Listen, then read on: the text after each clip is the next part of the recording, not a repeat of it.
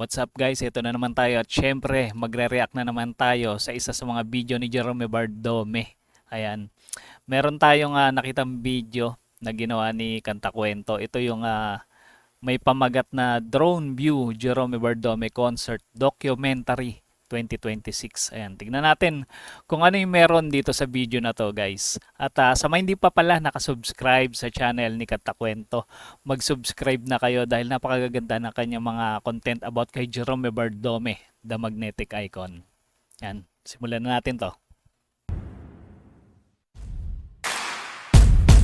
Uy, SM. Isang maingay na bata lang ako sa bahay nun, na lumaki lang yung boses. Pero hindi ko akalain na itong... Ayan, ito yung concert sa SM guys, SM Muntinlupa. Ayan, ang dami nakapila. At nandito rin si Kanta Kwento para manood. Ayan, na-vlog niya to at nakunan niya ng live. Elvis voice kung pinaghirapan aralin, tas bala ko ng kalimutan. Magiging ano ko rin pala. Magiging reason to fame ko. Again, everyone. Nakakatawa yung sinabi ni Jerome, hindi niya inakala na sisikat siya ng ganito. Thank you. Thank you so much. Kumusta mga boss? Welcome sa aking munting channel, ang Kanta Kwento. Nagulat ako sa boses ni Kanta Kwento, naging babae. Noong April 9, 2026, isang napaka-espesyal na araw ang naganap. Ito ang araw ng pagdiriwang para sa isang artist na hindi lamang nag-celebrate ng kanyang unang taon sa industriya ng musika, kundi First year anniversary ni Jerome. naglatag din ng pundasyon para sa mga maliwanag at mas matagumpay na kinabukasan sa kanyang karera.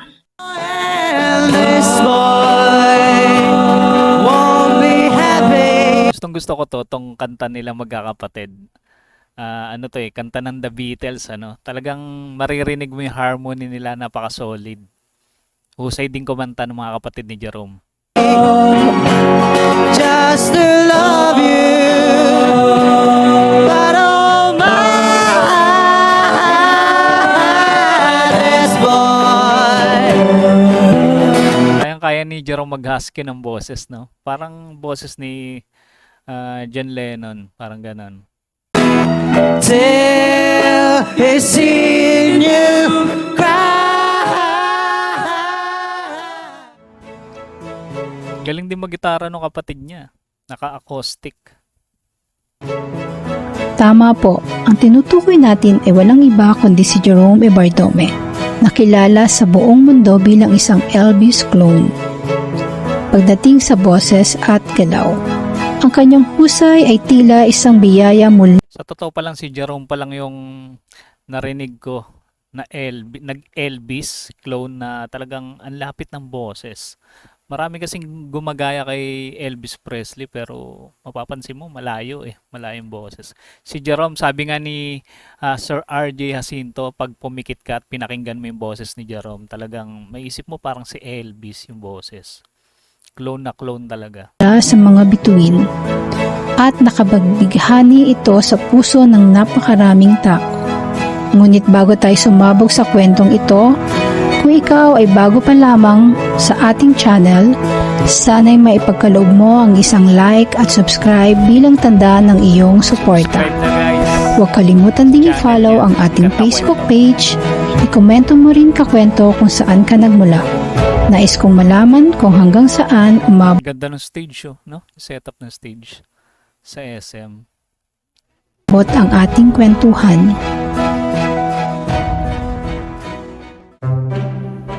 At sa kabilangan ng mga agam-agam at kaba sa mga puso ng kanyang mga tagahanga, Grabe, dami na lalo na sa nag-organisa ng kanyang malaking event sa Cinema One sa SM Muntinlupa, unti-unting bumuhos ang galak nang maging sold out daming Geromantics.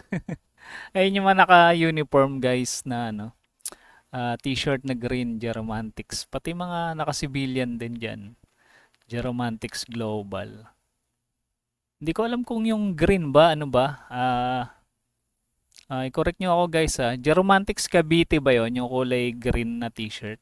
Ayan, i-comment nyo nga guys. Ayan. suot ang tiket.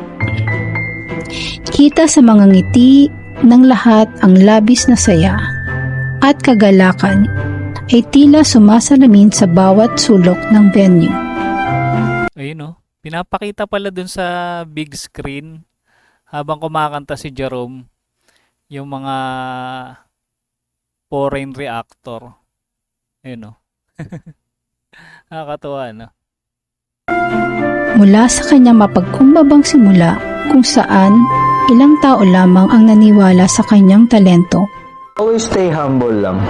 Yun lang ang masasabi ko na natutunan ko talaga. And also, maging disiplinado talaga.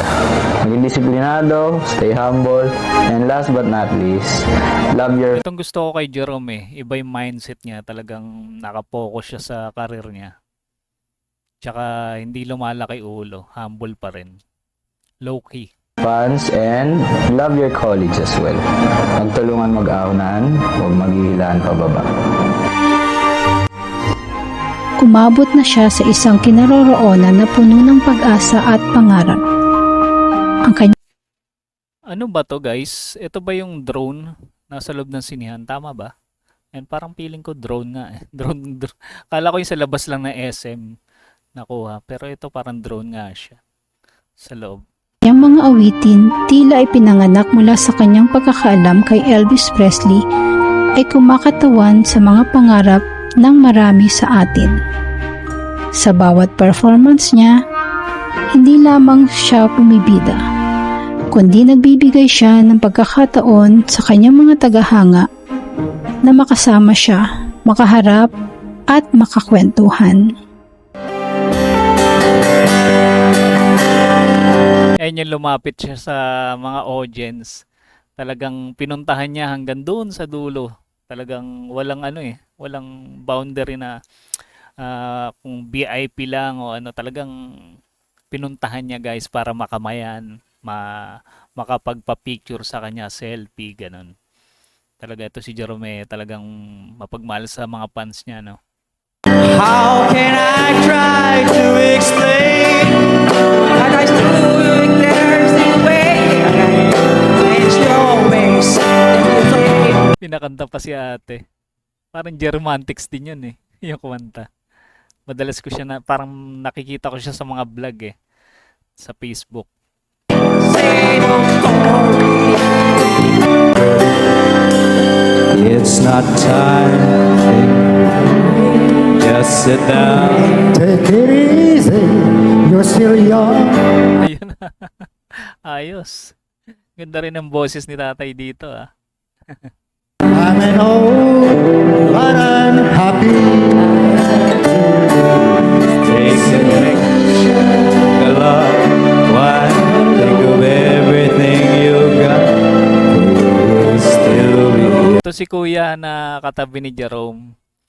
Alam ko ano to eh, Geromantics Cavite, no? Cavite chapter. Nakikita ko siya sa mga video eh ng Geromantics Cavite. Tomorrow, but your dreams may not.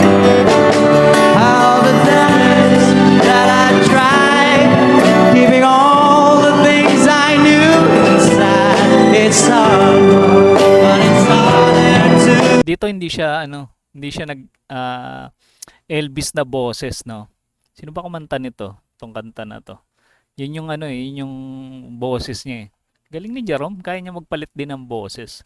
Hindi lang kagaya ng sinabi niya, hindi lang si Elvis pala yung kaya niyang gayahin na boses. Ignore it. If they were right, I'd agree. But it's them, they know not me. Now there's a way, and I know that I had to go away. Dami nagse-selfie. Hindi na nakalakad si Jerome dun sa bandang unahan. I know I had to go. Ganda ng kanta, no? Bagay na bagay sa kanya. Sa nasabing event, ipinakita ni Jerome ang kanyang pasasalamat sa mga nagtitiwala sa kanya. Ang kanyang bawat hakbang sa entablado ay paalala na ito lamang ang simula ng kanyang mas makulay na paglalakbay sa mundo. Tama. simula pa lang to guys, marami pang mga susunod siyang concert, tsaka yung mga ano pa ba yung mga ginagawa nila, mga ah, pagtulong. Ayan, marami silang ginagawang ganun guys. ng musika. Ayun, isang maingay na bata lang ako sa bahay nun, na lumaki lang yung boses. Pero hindi ko akalain na itong Elvis voice kung pinaghirapan aralin, tas bala ko ng kalimutan, magiging ano ko rin pala.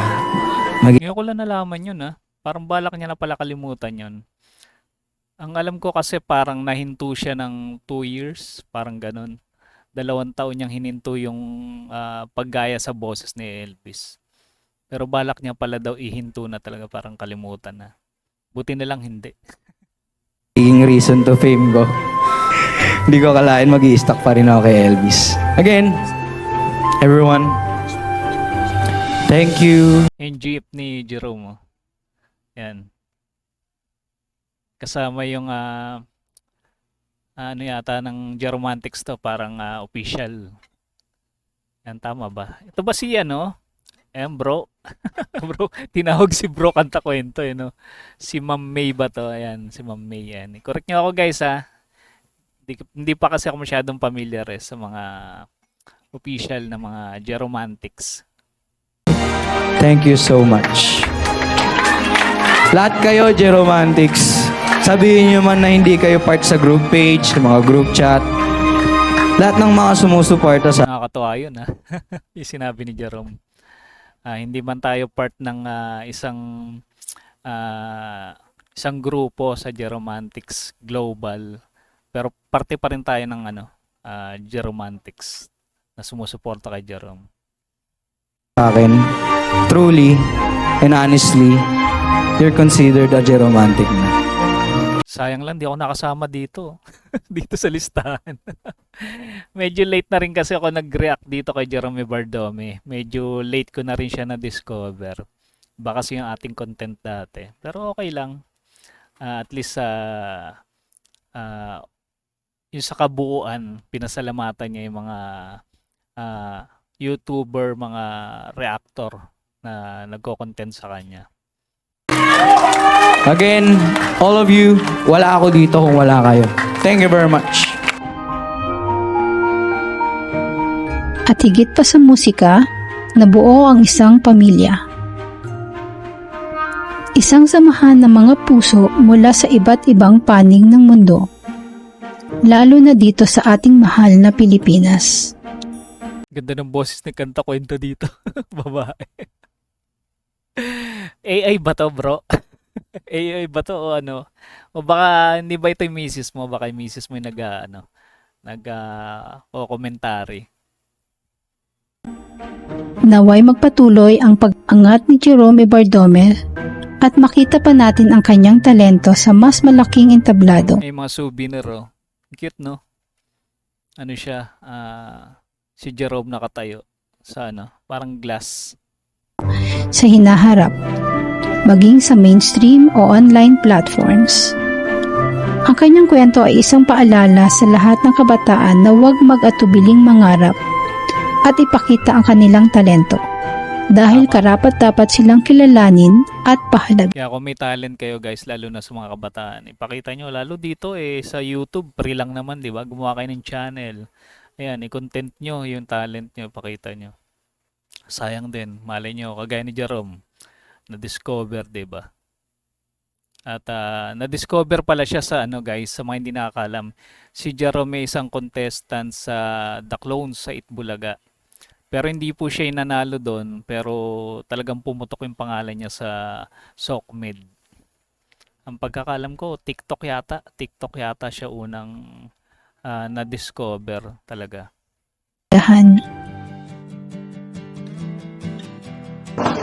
Gusto ko lang naman iparating sa mga sumusuporta sa akin na hindi lang Elvis yung boses na kaya kong gawin. Kanino kayong drone to? Kay kaya to? Kay Jerome? Gusto ko lang din naman nila Ayan, nakalagay. Also thanks to the following: Christina Ignacio, yan, si Ma'am Christina, si May Sulit,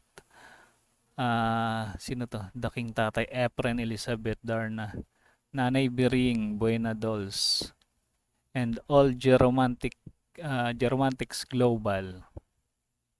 Naman na marami pa akong singers na kayang gayahin. Sana maging kilala pa rin ako sa mga susunod na panahon. Lagi ko lang iniisip na may mas magaling sa akin. Kahit anong Galing ng mindset niya, no? Hindi niya inisip na siya lang magaling. Lagi niya raw iniisip na may mas magaling pa sa kanya. Galing. galing na sinasabi sa akin ng mga tao sa paligid ko or mga fans ko o supporters ko, yun pa rin lagi umiisip sa utak ko na sooner or later Inedit pala to ni Kanta Kwento. Parang meron palang video na pinanggalingan talaga to, no? Na buo. Tapos inedit na lang din ni Kanta Kwento. Sa ngayon lang, ako lang yung nakikita niya eh. Pero magugulat na lang kayo biglang may susulpot dyan. Kaya, I always stay myself on. Ako naniniwala ako doon sa sinabi ni Jerome. Talagang laging may panibago eh. May panibagong susulpot na magaling. At ibase nyo na lang guys doon sa mga nauna na sikat, diba? Meron ding sumunod. Ayan, ganun talaga eh. Ganun talagang kasikatan. Hindi laging andyan. The ground to learn more and to practice Yun, Gawad America. Ganda ng trophy. more. Kasi, malalakihan ko naman yung ulo ko. Hindi na ako magpa-practice nun. Mawawala na ako sa sarili ko. To the point, magiging stagnant na lang yung boses ko. Romantics Global. Yan ba yung pinaka-official na logo ng Geromantics Global? Yan, comment nyo guys sa mga nakakalam.